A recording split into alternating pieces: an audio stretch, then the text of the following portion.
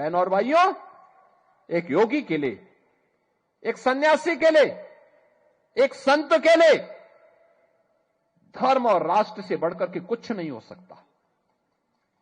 यही उसके जीवन का ध्येय होना चाहिए। उसकी व्यक्तिगत प्रॉपर्टी कुछ नहीं होती, धर्म ही उसकी प्रॉपर्टी है, राष्ट्र ही उसका स्वाभिमान है। अगर कोई राष्ट्रीय स्वाभिमान को चुनौती देता है तो हमें खुल करके उसके सामने आकर के खड़ा हो जाना चाहिए, उसकी चुनौती का मुकाबला करने के लिए खड़ा होना चाहिए। कोई धर्म के खिलाफ आचरण करता है, क्योंकि ऐसे तमाम कालनेमी होंगे जो धर्म की आड़ में सनातन धर्म को कमजोर करने की साजिश रच रहे होंगे। हमें उनसे सावधान होना होगा, उनसे सतर्क रहना होगा। अगर हम सतर्क हैं तो कोई आने वाले समय में हमारी जो यात्रा चल रही है, आज भारत एक नई आभा के साथ आगे बढ़ रहा है। देख रहे हैं ना, दुनिया में जब हलचल है, अराजकता है, अव्यवस्था है, लोग लड़ रहे हैं आपस में, तब भारत एक शानदार यात्रा के साथ आगे बढ़ रहा है। आप सोचो, इस शानदार यात्रा नहीं होती तो प्रयागराज में मौनी अमावस्या के दिन मात्र माघ मेला है, कुंभ नहीं है। कल यानी 18 जनवरी को मौनी अमावस्या के दिन 4.5 करोड़ श्रद्धालु वहां आकर के संगम में आस्था की डुबकी लगाया है। 4.5 करोड़। और गंगा जल क्या अविरल और निर्मल है। हमारा दायित्व बनता है कि हम हर उस प्रतीक को सम्मान दें जो हमारे ऋषि मुनियों ने, संतों ने, शास्त्रों ने जिसके लिए हमें प्रेरित किया। किसी को क्या क्या अधिकार मिल सकता है कि हमारी देवतुल्य नदियों को प्रदूषित करे, उनकी अविरलता को दूषित करे, बाधित करे। हमें किसी को अधिकार नहीं देना चाहिए। हमारा भी दायित्व बनता है कि तालाब है उसका संरक्षण करें। भाई, तालाब के माध्यम से केवल वो तालाब जल ही नहीं दे रहा, जल का संरक्षण करने का काम भी करता है, सरप्लस वाटर को संरक्षित करता है। और जब संरक्षित करता है तो वही जल फिर आपके काम आता है, ग्राउंड वाटर ही फिर आपके काम आता है। अगर आप बैंक में पैसा जमा नहीं करेंगे और आपको कभी जरूरत पड़ गई पैसे की, आप बैंक में जाएंगे, बैंक आपको पैसा दे देगा क्या? नहीं देगा। ऐसे ही स्थिति हमारे जीवन की भी होती है। हमने जल संरक्षित किया नहीं और हम चाहेंगे कि हम जल लेते जाएं, और एक समय जब भूगर्भीय जल समाप्त हो जाएगा तब कहां जाएंगे आप? इसलिए तालाबों पे कब्जा मत होने दीजिए, उसका संरक्षण करिए, वहां जल शुद्ध हो जाए, इसके लिए देसी पद्धति अपनाइए, नदियों को पुनर्जीवित करिए।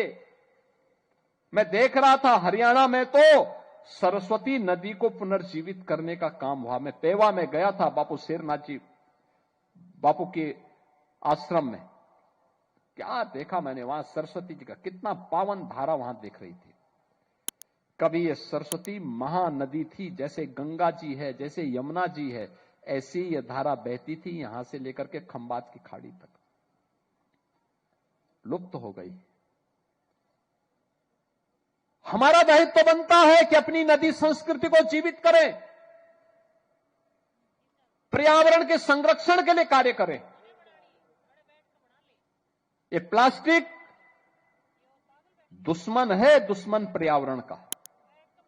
इसके खिलाफ अभियान चलना चाहिए, हमें एक अभियान चलाना चाहिए। जीवन शॉर्टकट का मार्ग नहीं हो सकता, चुनौती का मार्ग होता है। राम की मर्यादा संघर्षों से है, कृष्ण की लीला संघर्षों से है, शिव की चेतना संघर्षों से है, और प्रयागराज की समरसता भी ये संघर्षों से है। तब संघर्षों से मां गंगा 1000 किलोमीटर की यात्रा जब तय करती है तब प्रयागराज में आती है। याद करिए, पत्थरों की थपेड़ों को झेलते हुए, उनका मुकाबला करते हुए, अनेक पगडंडियों का सामना करते हुए प्रयागराज पहुंचती है। मां गंगा प्रयागराज पहुंचती है, मां यमुना प्रयागराज पहुंचती है, आध्यात्मिक रूप से मां सरस्वती वहां पहुंचती है, और तीनों का जब त्रिवेणी बनती है वह पवित्र धाम बनता है। और तब लोग कोई उचित मुहूर्त देख करके वहां आस्था की डुबकी लगा करके जीवन को धन्य धन्य महसूस करते हैं। यही तो सनातन धर्म है, यही सनातन धर्म का भाव है। और उस सनातन धर्म के उस भाव को आगे बढ़ाने के लिए हम सबका दायित्व बनता है कि कोई विकृति अगर कहीं से आ रही है उसके प्रति सचेत हो जाए। याद करिए, केरल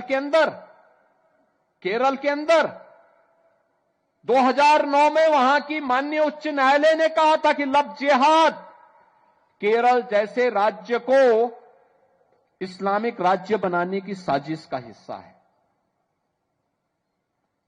आज जब मैं देख रहा हूं देश के अंदर तमाम राज्यों में षड्यंत्र बड़े पैमाने पे हो रहे हैं। हमारे संयुक्त परिवारों की परंपरा पहले परिवार को संस्कारित करके आगे बढ़ने के लिए प्रेरित करती थी। धीरे धीरे करके वह परिवार की, संयुक्त परिवारों की परंपरा खंडित होती गई। आज वह भी विखंडित होती दिखाई दे रही है। उसे जीवित करने की आवश्यकता है। धामों के संरक्षण और स्वच्छता के प्रति हमें जागरूक होना पड़ेगा। उनकी पवित्रता को और उनकी मर्यादा को बनाए रखना पड़ेगा। पूरा देश अगर अयोध्या आ रहा है इसलिए क्योंकि अयोध्या धाम में आज भी उसको प्रभु श्री राम की मर्यादा का स्मरण होता है, तो अयोध्या धाम की ओर उमड़ पड़ता है। लाखों लोग प्रतिदिन आ रहे हैं, आज भी आ रहे हैं। याद करिए, 2 वर्ष पहले प्रधानमंत्री मोदी जी ने अयोध्या में रामलला के भव्य मूर्ति की प्राण प्रतिष्ठा का कार्यक्रम संपन्न किया था। इससे पहले 2020 में अयोध्या में भव्य राम मंदिर के लिए शिलान्यास का कार्यक्रम संपन्न हुआ था, भूमि पूजन का कार्यक्रम संपन्न हुआ था, और तब से अब तक 45 करोड़ श्रद्धालु अकेले अयोध्या धाम आया है दर्शन करने के लिए। 45 करोड़। याद करना, कमी श्रद्धालु में नहीं है, कमियां हम लोगों में है जो उनको अपने इस आध्यात्मिक और सांस्कृतिक चेतना के साथ जोड़ नहीं पा रहे हैं। अन्यथा जहां भी सुविधा मिली, जहां उसे लगा कि हां यहां पे कुछ नयापन है देश के लिए, समाज के लिए, सनातन धर्म के लिए, वहां पर वह श्रद्धालु आकर्षित होकर के जा रहा है। काशी में काशी विश्वनाथ धाम हो, अयोध्या में अयोध्या धाम हो, प्रयागराज हो या ब्रजभूमि हो, हर ओर श्रद्धालु जनों के मन में आस्था का भाव, और हमारा दायित्व बनता है हर मंदिर को एक धाम के रूप में स्थापित करें।